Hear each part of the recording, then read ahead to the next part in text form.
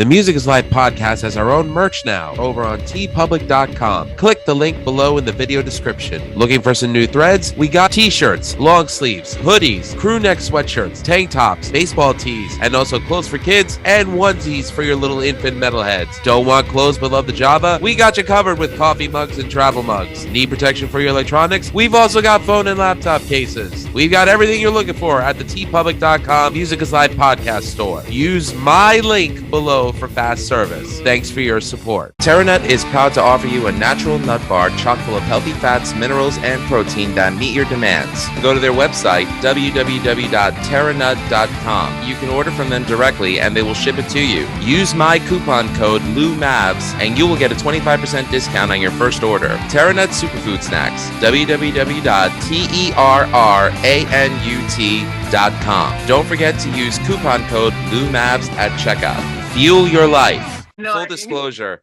there's not one Dream Theater question in my list. So you're safe. That's awesome. That's so cool. Ladies and gentlemen, how do?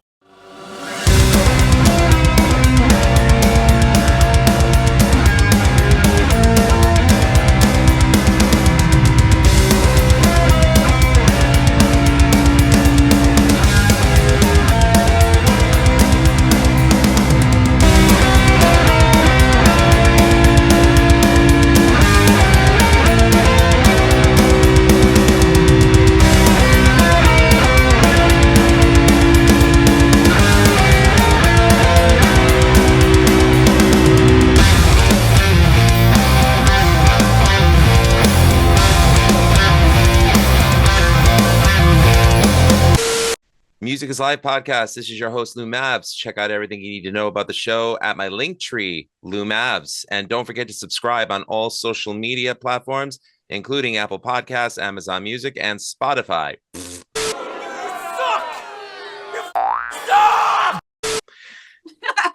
That goes to show you what I think of Spotify. Rock and roll has long been thought of as a man's game. After all, the Filthy 15 reads like a list of innuendos and double talk that would make a priest confess their darkest and most secretive sins.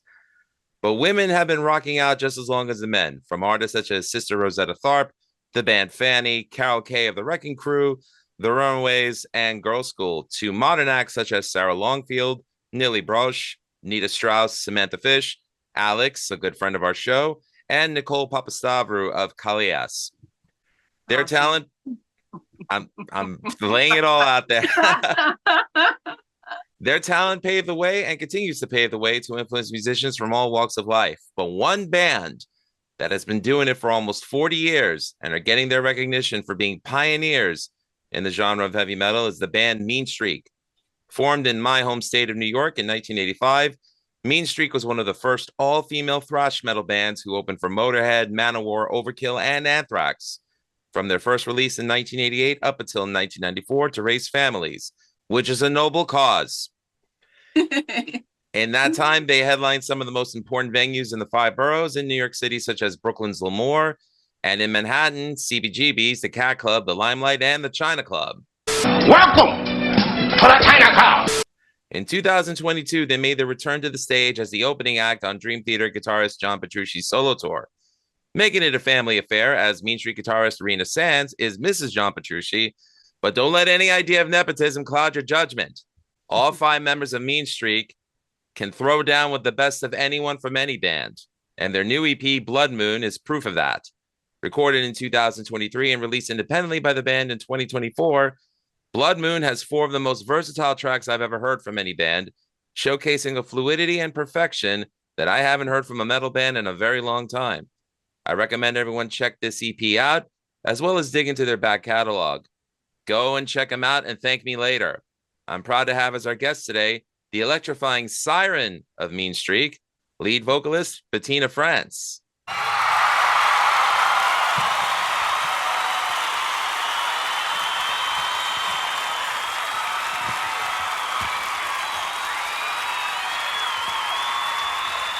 Hi guys. What an introduction. Yeah, it's amazing. And first of all, thank you for including us in with all those amazing women. I mean, Fanny, if you saw, I don't know if you saw the movie There's a movie out on there. I didn't see the kind of, movie, it's but pretty good.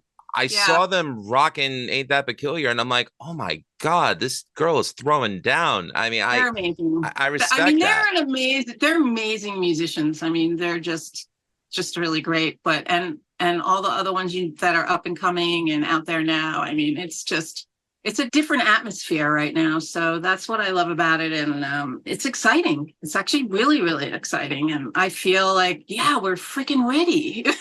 That's awesome. I failed to mention one important name, and I apologize for that. The band White Crone, my friend Lisa Mann, they just released their new single yesterday, and you go check them out because Lisa's awesome. Totally check it out. Send me a list. Anyways, I love your digs, by the way, behind you. That's a really cool wall of stuff you got. Oh, thanks. I need to have a music room to put up, during the hiatus, you get a little rusty and a little sad when you're not touring or playing out. And I said, okay, I'm not going to totally put this in the bag. I'm going to put, make my music room and put up all our accomplishments, everything, just to keep me in that space, because it's easy to get a little depressed. And so, yeah, this is what. I totally get what you're saying. If I'm ever having a rough day at work and someone's upsetting me, I just pick up, plug in, play. So yeah, absolutely. I'm not, such a great guitar player, but that's okay. I'm not a great singer. Yeah. But I play like Joni Mitchell and stuff like that. So. Oh, dude, that's no small feat. I mean, Joni Mitchell's a sick guitar player. Oh, she's amazing. I can't believe I failed to mention her. Sorry, Miss Mitchell. I know, she's amazing. Too many great women out there. I can't list them all. That's right. First off, congrats on reaching number 7 on the Metal Contraband charts. Shout out to Miss Chelsea Nelson Fernandez and Skateboard Marketing's Munsey Ricci, who set this interview up. Thank you, Munsey. Oh my gosh. And also debuting at number 16 this week on the NACC Top 30 Heavy charts. That's quite an accomplishment. I think people want old school metal. We didn't go in to the recording studio. I mean, we made certain specifications, like we don't want typewriter drums. We don't want, anything like that. We want to be pure Meanstreak heavy, don't put the shit on my voice. Don't do any of that crap, because the vocals are really raw, and that's the way I wanted it, because that's what I sound like, and the same thing with everybody else, I love it because it has like that if I say old school flair, I may give off the impression that, it sounds like it's stuck in a time zone, but it's not. Really not. I mean, it feels like, classic metal done in a modern way that was recorded like it sounds organic, like it sounds real. And that's what I appreciated of it. That's us in a nutshell. We incorporate all our influences. We've had so many, we all listen to so many different kinds of music. And that's what I love about it, and listen, I was just talking about Joni Mitchell, as far as, lyrics and things like that, I try to make them soulful and meaningful and about something. And, and sometimes I just want to write a love story or something, or some bizarre out there topic, but it's all us. Yeah, it's all us. What was the impetus to get you and the band back together and in the studio? You mentioned earlier off camera that all you guys, all you ladies, I say guys, I can't help okay. it. We don't mind. But the band, all lives in different parts of the country, similar to my band situation. Right. COVID. Actually, COVID. Maybe because we're all women, we saw a lot of people in our lives pass away or not around because of COVID. And we just said, hey, how are you doing? We reached out to each other to see how everybody was doing. And we were like, let's have a Zoom. And we had a Zoom and we just started talking about the old days and we should get together. Yeah, let's do it. Come on, this is crazy. Let's give it the old try again. So that's what we did. And we all wanted to do it equally. So I guess that's kind of the situation with me. during the pandemic, I was still doing an audio only podcast, but big thanks to COVID, if you want to call it that, thanks to COVID, I started incorporating video into it, and I started realizing that I enjoy it more because it's more of like one-on-one conversations with people you either know or don't know, or you admire them or you respect them, and it's really cool to have like that one-on-one because it kind of brings it back to that human element. And absolutely, and us being stuck in our homes, it was a perfect way to like start doing music again. It's amazing. And you could be metaphorical about it. The world needs musicians, artists, in that, poets, actors, everything in the arts, the world needs it. It's a beautiful thing when something inspires you to be creative, and it doesn't matter what it is, in a good way, hopefully. I don't want to. It's a perfect escape from reality. Absolutely. Absolutely. And everybody needs that. Being human is hard enough. I mean,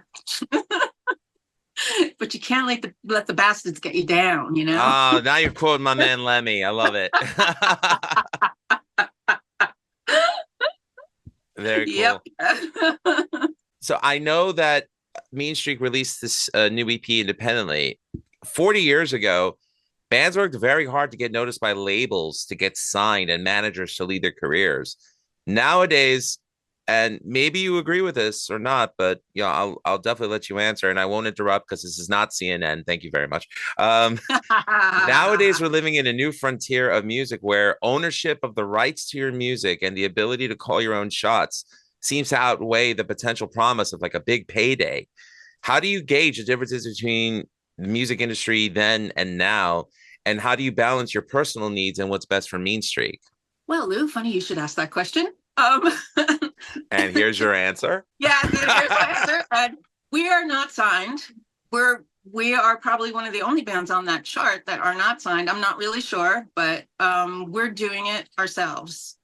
We own all the rights to our music, except of course Roadkill, which is sad but true. But we were just talking about that and how it's hard to even get recognition or anybody to even book you because you're not with a major label. You don't have a management. You don't have anything that someone can go and say, because people want to do it the old fashioned way.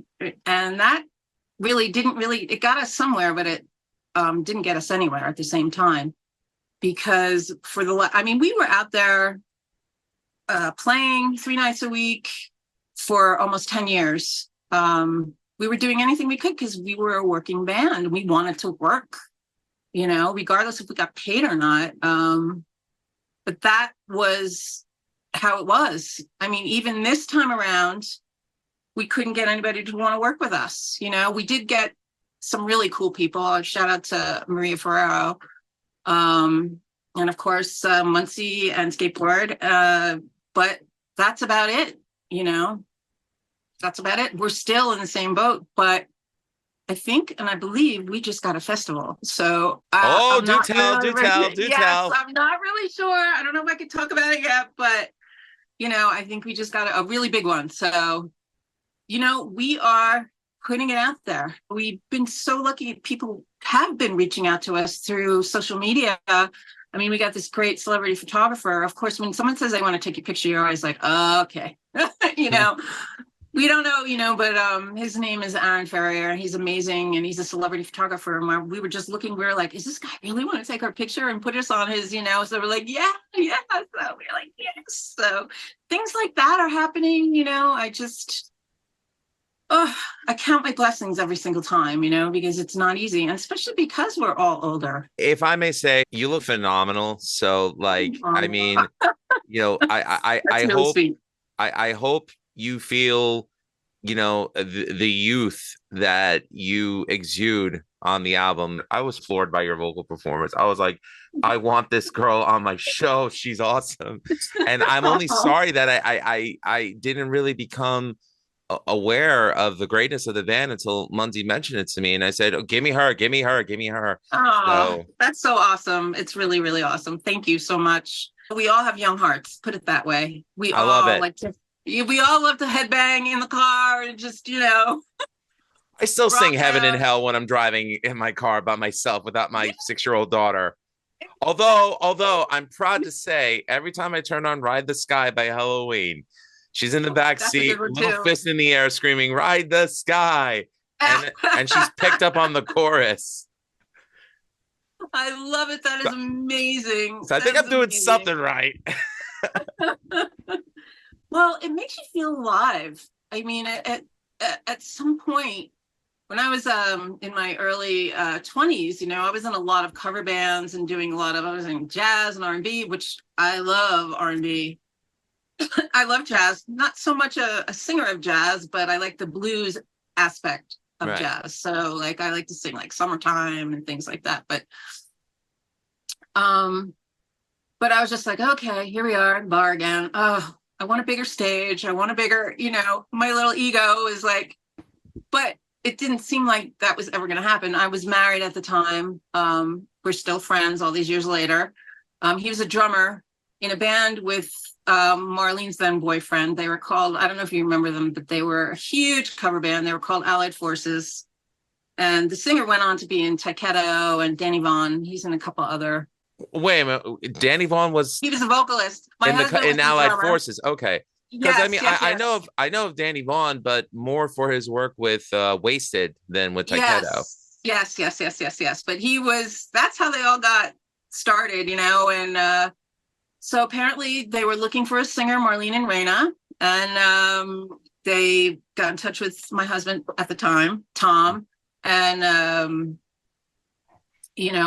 the rest was kind of like history. I went and I was like, well, I wasn't really that much into heavy metal. I was 24 years old and I was into the R&B and the Pat Benatar and like all that kind of stuff, doing cover stuff. And so I went to the audition and I don't know what we did, but they were like, oh, yay, la, la, la. But I've always had that voice, and that was the perfect outlet for my voice at the time. I mean, this is a very funny thing, not too many people know, but there is an interviewer in the local Rockland Journal News who kept saying, this band is so good, you got to go see them, blah, blah, blah. But Bettina, she sings too loud.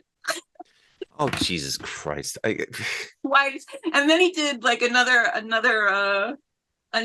review, like maybe like a year later, and said, she still sings too loud. So I was like, damn, I want to find that guy and just say, hey, MF, I made a career out of singing too loud. Yeah, and for the record, not that she needs me to back her up, but I'm going to back up Bettina anyways. Those who can, do. Those who can't, become rock critics. So fuck you, Malaka! Anyway. Yeah, absolutely.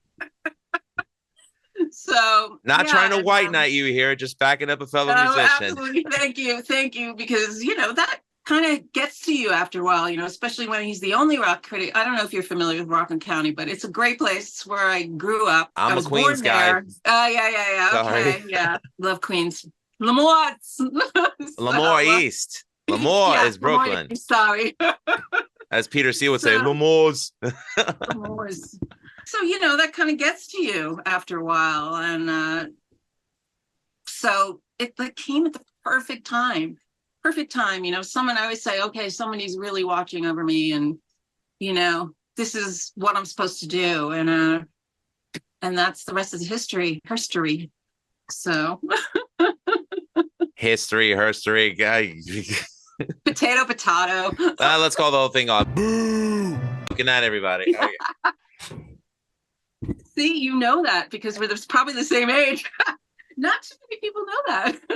That song. I grew up loving the old stuff, Me too. It's like, oh my gosh. I was born in 1980 and oh my God, you're a youngster.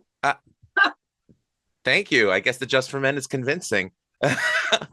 But I mean, I grew up in a house where, Greek immigrant parents, but my father loved Johnny Cash, Waylon Jennings, and John Wayne.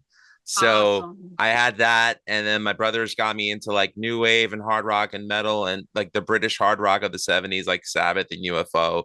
Love. And a steady diet of Marx Brothers comedies. So Yes. So, I learned to appreciate like the old jazz pop standards. So That's amazing. You have that.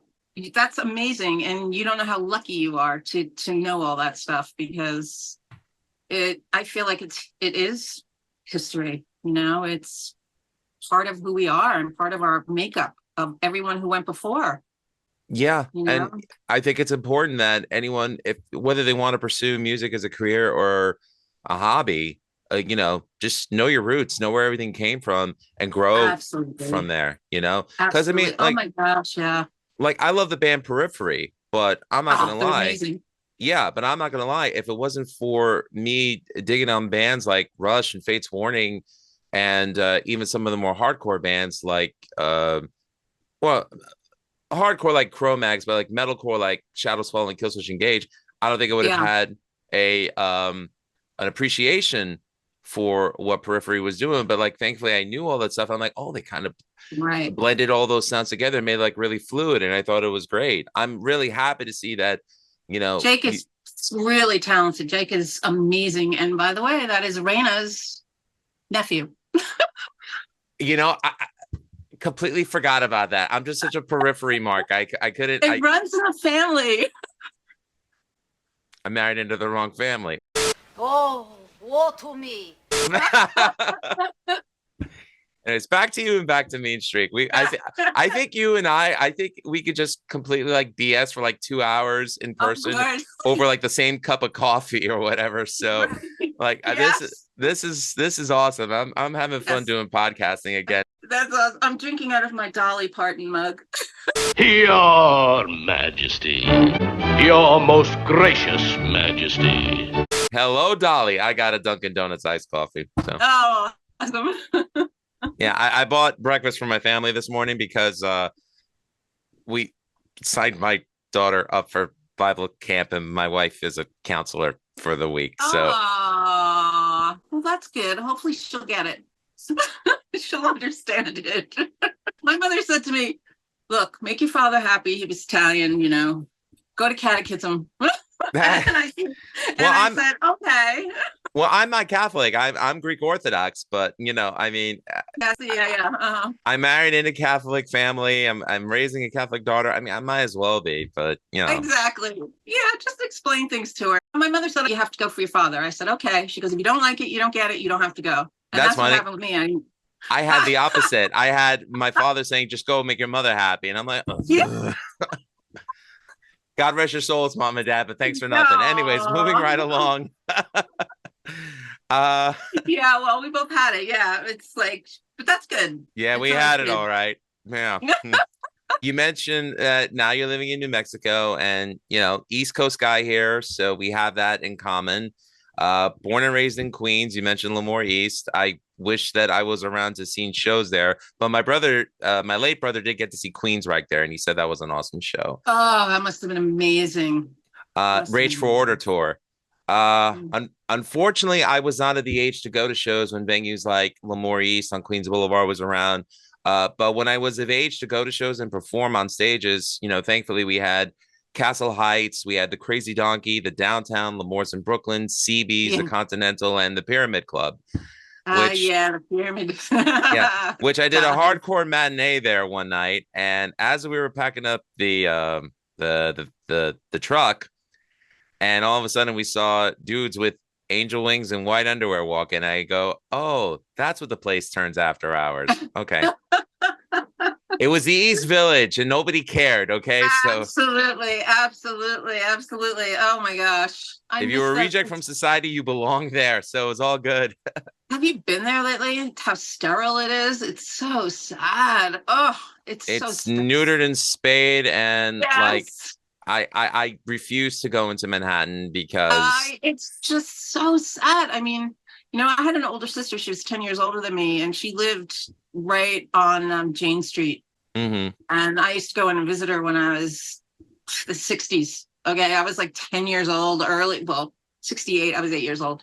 So, I mean, it was so different. I mean, 42nd Street was dirty and gross, but there was something about it. The East Village was so cool. And of course, I wanted to be like my sister, and just I bought like a pleather mini skirt. Of course, I was so young, with the fringe, and yeah, she was somebody I looked up to a lot. Well, I mean, we all look up to our siblings, but like, Yeah. I could tell you right now, I would refuse to go into the city today because I'm afraid I would turn into Charles Bronson from Death Wish. Yeah. Like that's my whole and yeah, I admit it. So what? Yeah. It's true, but it's not exciting. It doesn't have that electricity. I went there, so I work from home. My yes, I have a job still. Nothing wrong with that. Yeah, I'm on my lunch break, so it's okay. Yeah. So I go to New York every once in a while because that's where they're based out of. And the last time I was there was like, I guess 2017, I would think. Mm-hmm. And there was no electricity. 42nd Street was just, I might as well have been in Disneyland, It was just, listen, no, I love Disneyland, but not my beloved city, It was just, it was sterile. It's exactly what we were saying. So yeah, and the East Village was always the cool place to go see. My parents used to take me to see foreign movies in the 70s, and that's where I saw Rocky Horror Picture Show at the theater right in the Village, and it nice. It was just sterile. The only thing I could do, I met my friend and we said, let's go on one of those cruises around Manhattan. At least we can see the city for what it was. I don't remember. No worries. Trust me, so many places have closed. It's ridiculous. They finally closed Phantom of the Opera, and I'm pissed because I wanted to see that. Oh, in the 80s, I did see it. My boyfriend at the time took me to see it. And, so you saw it with Michael Crawford and Sarah Brightman? I don't remember. Oh, wow. Really? I don't remember. Hey, it was the 80s. What do you want from me? There's a lot of fun stuff going on in the 80s too. Don't think it was just in the 70s. Yeah. But you know what? It was amazing. It was freaking whatever it was amazing. It was I hadn't gone to a lot of Broadway shows. But I listened to a lot of Broadway.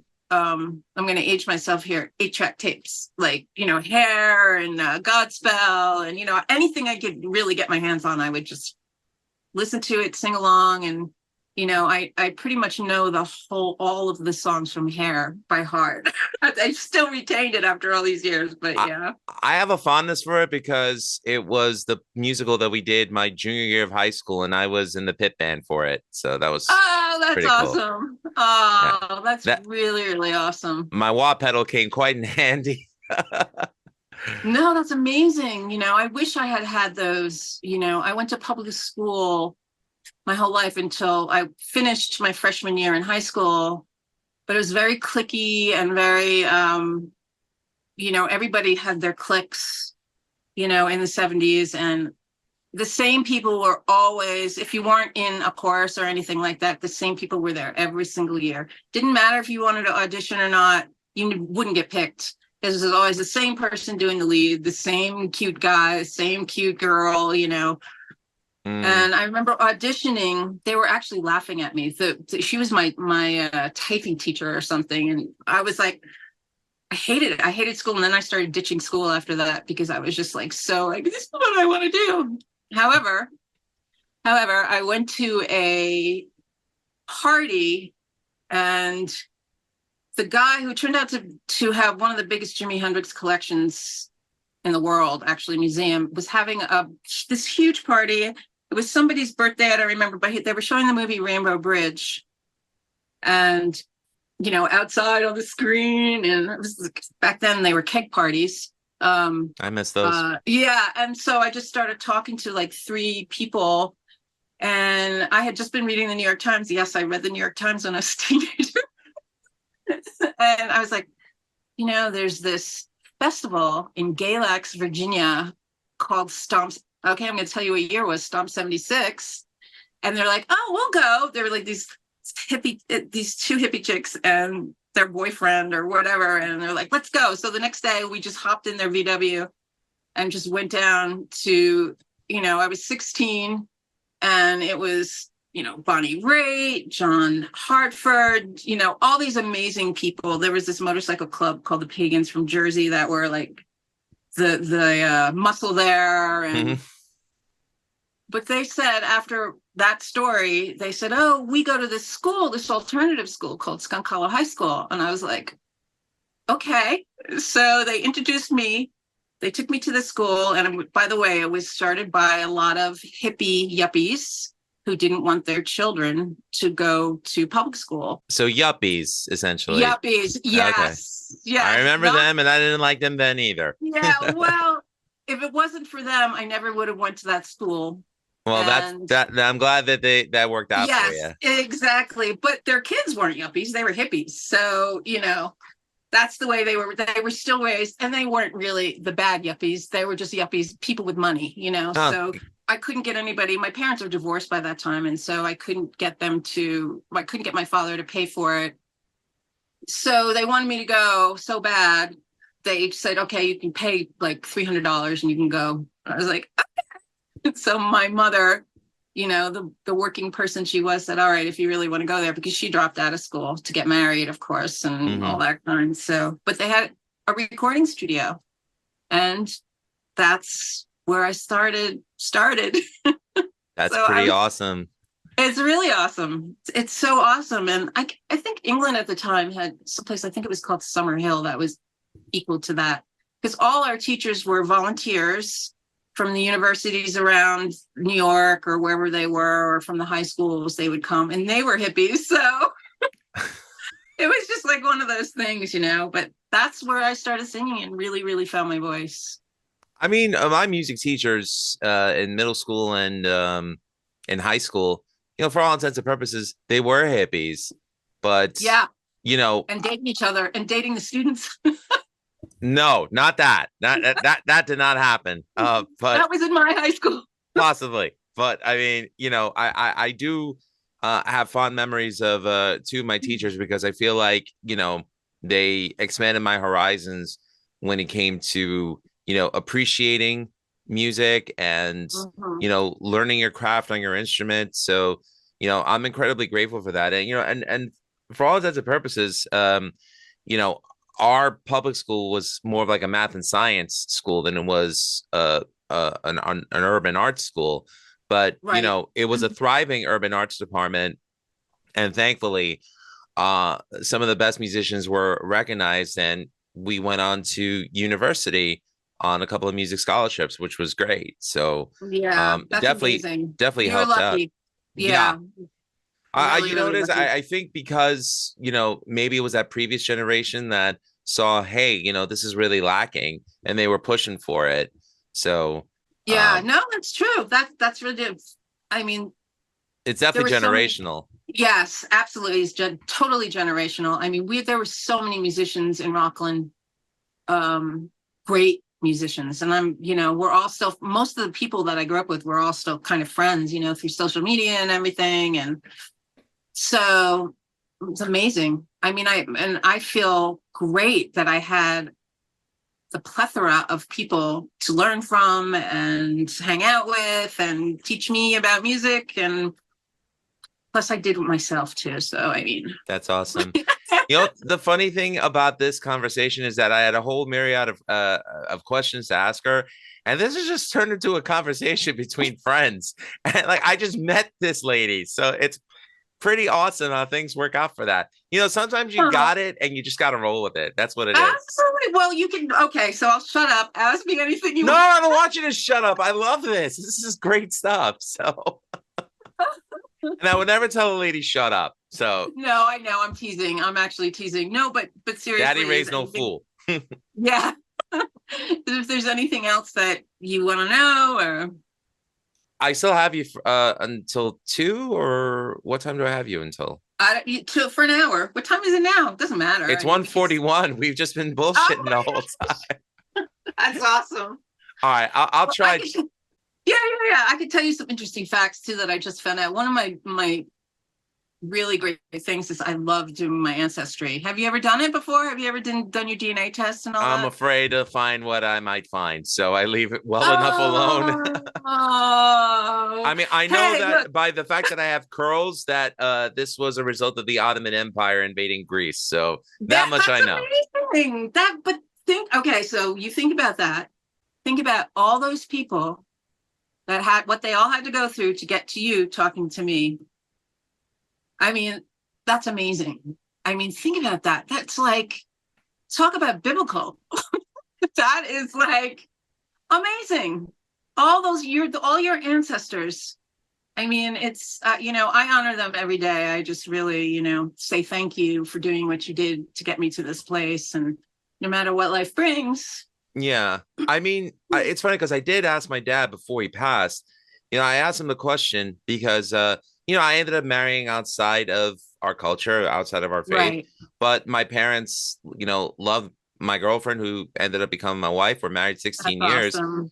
And I remember I asked my father, I said, you're really into the big whole cultural identity thing. And, you probably wear your Greek flag around your car.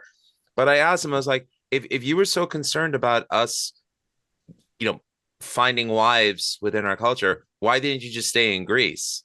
And then the mood changed when he answered, because I didn't want the government to tell you guys how to live your life. That's amazing. And that is true. Yeah. The moment I realized that he left because he saw that tides were shifting in Europe, and he's like, oh, no, not my kids. And he brought us to a place where we could go to college and study what we wanted, and we could fall in love with who we wanted, and and live where we wanted, and not have to feel like we were obligated to explain to anyone why. That's a beautiful thing. You had to just remind him of that, That's a really, really beautiful thing. Yeah. I mean, they got rid of the drachma, for crying out loud, the oldest, currency in the world, didn't they? Yeah, it's the euro. I know, it's awful. But, I mean, we're all here and living in the present, and that's why it's a gift. Yes, I learned that from Kung Fu Panda. Anyway. Yeah. But Kung Fu Panda, Yoda, we can go with all them. They all had something good to say.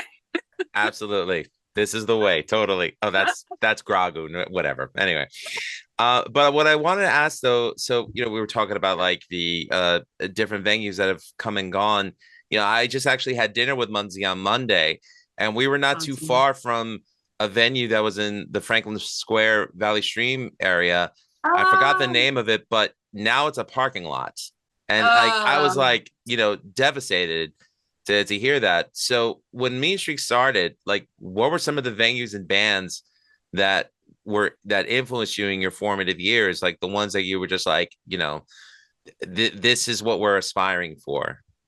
Well, for me, it was different than, say, Raina and Marlene and Lisa Martens. And Yael's the youngest. So she had a whole different, I don't even know her, how old she is, but she's the youngest. For me, it was Zeppelin, Black Sabbath, The Who. I mean, Tommy. All the right ones. That was like a masterpiece. They were listening to my sister and her friends and, everybody. I mean, I would just sit there, of course, the pesky little sister, and just sit there and listen to Tommy. And I was like, what the hell is this? See me? I was like, oh my God, that guy's voice is amazing, moding beautiful emotions. And then, of course, Houses of the Holy. Oh my God. I went to my friend's, one of my best friends, she's still my friend to this day, to their place in Maine, and her older brother would just sit in his room and play Houses of the Holy over and over and over again. I was like, boom. I was like, what is this? I love it. Oh my God. See, you're speaking the ocean. For me, it's the Rain song. I think that's the greatest song Led Zeppelin ever wrote. I can't hear that and not get choked up. So. I know. Seriously. So in my bio, I wrote, because it's really true. I wanted that Tommy so bad before I even heard House of the Holy. And I said, we were poor. So I was like, I don't, and Easter baskets were a lot of money. So to put all that crap in there. And I was like, can I please have Tommy the Who, and she said, yes. She was like, okay, and it was $16 for the double album at that time. And that was a lot of money. So yeah. I mean, so that was my first album. I was like maybe 11 or 12. I don't even know how old I was, but I was young. And after that, it was like my second, and so I don't even know when Houses of the Holy came, but after that, there was this local deli that had the rack of cutout albums, and then I saw a John Mayall album. I didn't know who it was, but they had that song Room to Move on it, and I was like, oh my God, this is amazing. I don't know if you know that at all. I forget what his band was called. The Blues Breakers, maybe? Blues Breakers, yeah. I think Clapton was in the band at one point. And I was like, oh my God, this is amazing, and seriously, it just went from there. For me, I know, I listened to all my brother's cassettes, like Fair Warning from Van Halen was a game changer for me. But I'm proud to say that the first cassette that I ever owned that I could say was my own cassette, Led Zeppelin 2. So that was in the summer of '89. So yeah, amazing. That was that album was a game changer for me too. So I don't know how much it's affected the rest of the United States, but I know that in New York, the lack of quality venues and promoters have pretty much gone by the wayside, which makes playing in New York not really an option for longevity and sustainability. And you mentioned that you're all spread out, and that there's opportunities that come your way. Yes. So the lack of venues, I mean, has it really affected Meanstreak at all? Because we want to play. I mean, we're like, let's get in a van. Let's get in a van and just love our crap around and get on stage, and so we really want to do that, and there's just nowhere to play, and nobody's going to book you. Things are changing a little bit though, so I don't really know what's going on now, but we've had those discussions. LFG, let's fucking go. Let's do it and get out there, get our stuff out there. So we'll see. Things are starting to turn as you're asking that question. So we got that festival, which is awesome, in September, I think. The 14th. So if you want to look up some festivals, that's cool. And it's really great to see that bands are doing it on their own and finding ways to I mean, I think it's inspiring because it's what I wanted to do 20 years ago. I mean, my band at the time, we had a contract, but it said label owns your copyright, owns your likeness, owns your the font to your name, and I'm just like, I'm not signing this. Exactly. Because I was like, I'd make more money working the fry at McDonald's than signing up to this, and it talks about the interest that you have to pay back. Now I'm a family guy. It's like we have our own bills because we live on Long Island. Oh, you do? Oh my God, dude. That's why I moved here. Well, one of the reasons I moved here. I know, but it's a good school district. Oh yeah, that's true. Yeah, the schools here are pretty sucky. I say that in my New Mexican accent. So speaking of sucky, is there a Buc-ee's by you? Where did I come up with that? My best friend is from Texas, and he got his daughter a little Buc-ee's doll. So that's like her favorite stuffy. So. Oh, that's great. That's sweet. No, but it's absolutely, I feel like I'm on vacation every day. It's just gorgeous here. Gorgeous, gorgeous. Very cool. I mean, yeah, I'm seeing it as your hair is blowing in the wind. I'm just like, wherever she is, she's happy. That's good. It is. The music scene here isn't that great, which is another reason I was, let's get Meanstreak back together. It's same people, same bands, same stuff in day out. I haven't really caught up with anybody yet lately, but yeah, I think the population is like 100,000. So it's not very big, but we are the capital. There you go. Albuquerque is like 75 miles away. So, and driving there is just, you feel like if you were in a covered wagon, it would just be going on for days and days and days. And then by the time you get there to play there and have to drive back at 3:00 in the morning with no streetlights, nothing on the highway is like. So you're saying there's a highway that's worse than the Long Island Expressway?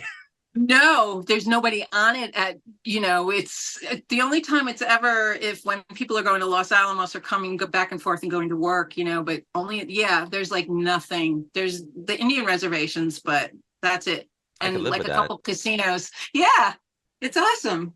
But as far as gigs go, there there's some places to play, but not a lot. I understand.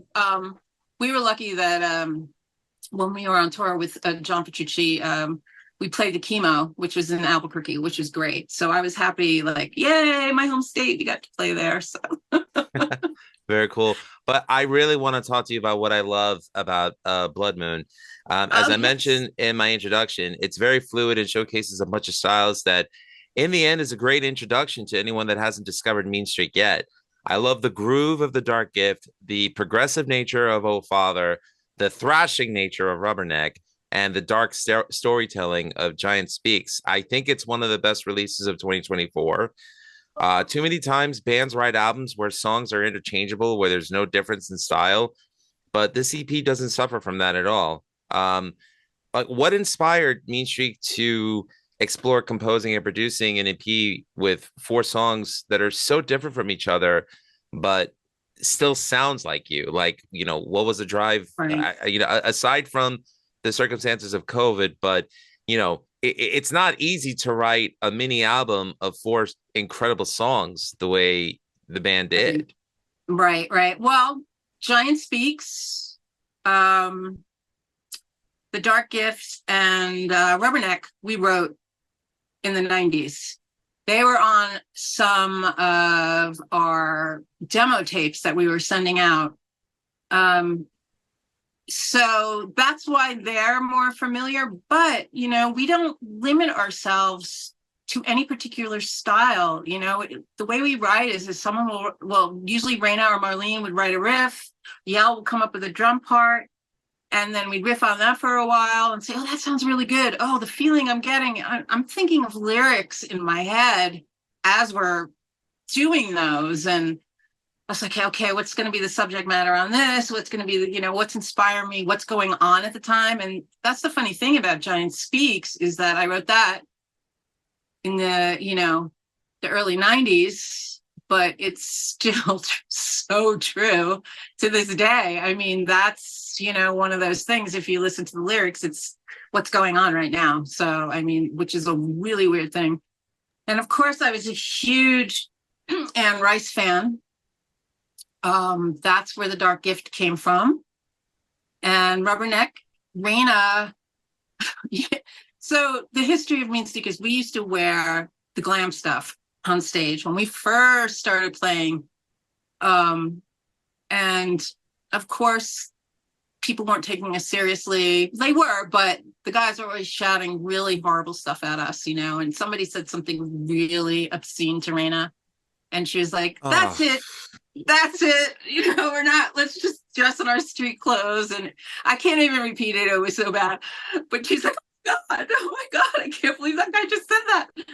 And that's where the idea for Rubberneck came, you know, because, you know, the construction workers in New York City, hey, you want some of this, lady? You know, whoa, you drive down any highway and everybody's rubbernecking, not paying attention and not being present. So that's how that came up. Well, I had a feeling that's what it was about because, you know, the lyrics in that one are very direct and it's like, it's obvious, like who it's directed at. It's by, you know, these schmucks that like to catcall women and, you know, that. We really don't mind it. But, overcompensate for a small appendage. But, you know, it's just, you know, it's funny. Like I having played live on stages for over 20 years and, you know, if there was a band that I didn't think was good, I wouldn't shout, you suck from the audience. And if there was, especially as a guitar player, if I saw a girl go on stage and rip her guitar to shreds, you know, good, clean picking, good tone, you know, I'm going to flat out tell her after her set, much respect for her.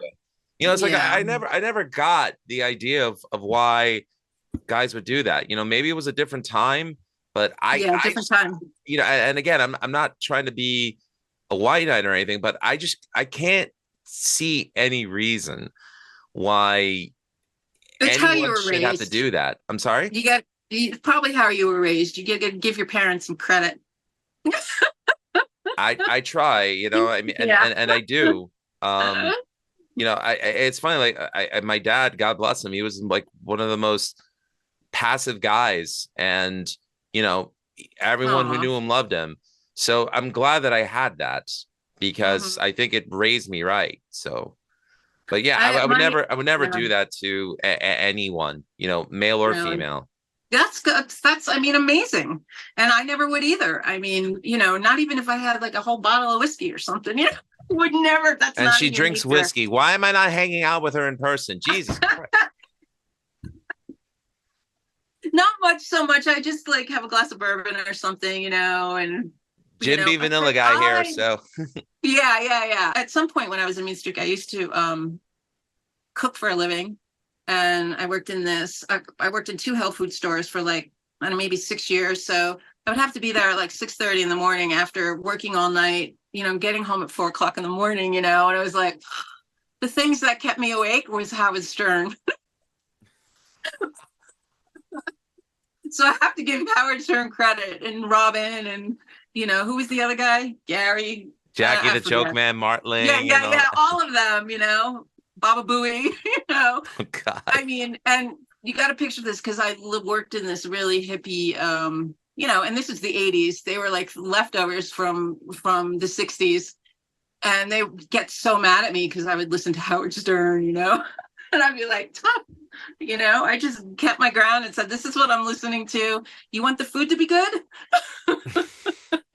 There you go. You got to be in your Zen moment to do what you got to do. So Exactly. And laughter is the best way to get through stuff like that. So yeah, I did that for a while, and then I just got burned out because my bosses were just toxic. So yeah.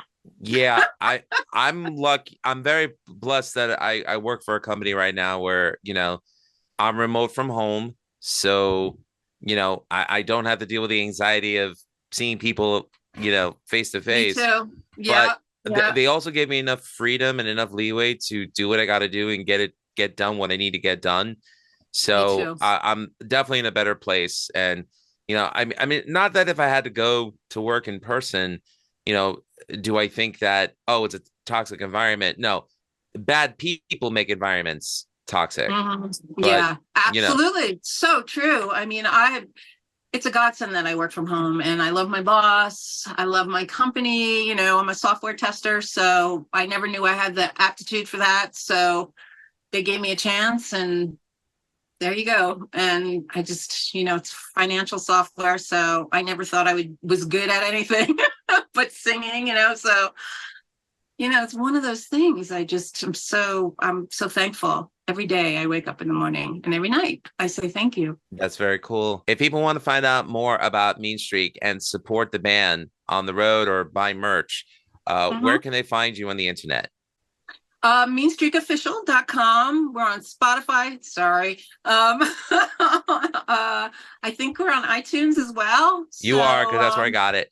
Okay, yeah. And yeah, meanstreakofficial.com. The merch is there. They can get the CD because we do have a CD, and then you can just download them on those platforms. And just follow us, and just say hi and let us know what you think of us, and did you love our music, why you love it. And I'm always interested to hear what people have to say, and buy our music if you love it.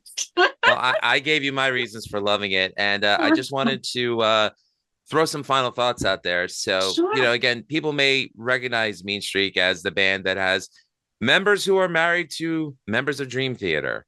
Including bassist Martens Myung, wife of John Myung, guitarist Rena Sands, wife of John, and Marlene Portnoy, married to Mike Portnoy.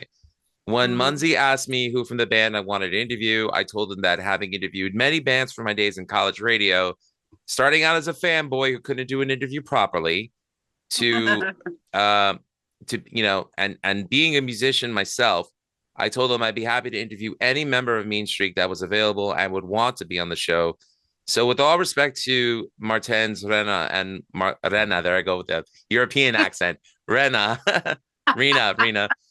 I said having you or Yale would be just as big an honor as a privilege, and to have the voice of Meanstreak, who carries the songs to sonic perfection, would be an opportunity I'd be grateful for. And I want to thank you personally for being my guest, and I wish you continued success.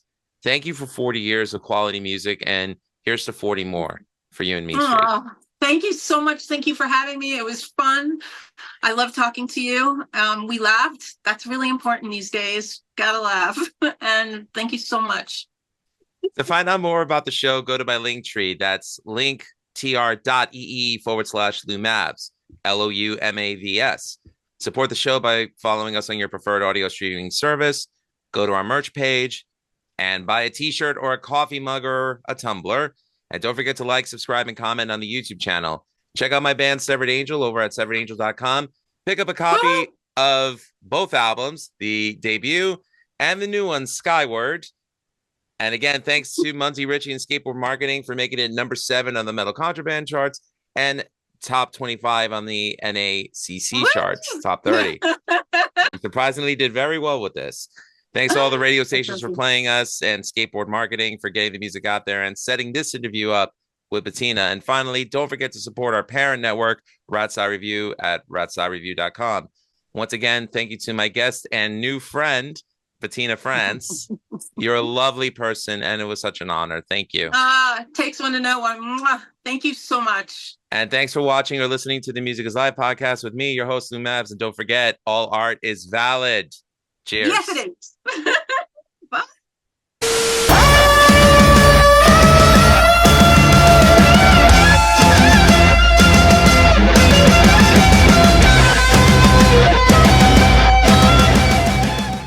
I'm just going to do the final call and then we'll wrap it up. Okay. Okay, cool. That's not it. There it is. No, I had it. Shit, where is it? Ah, fuck. Okay, there it is. Got it. To find out more about the show, that's really professional.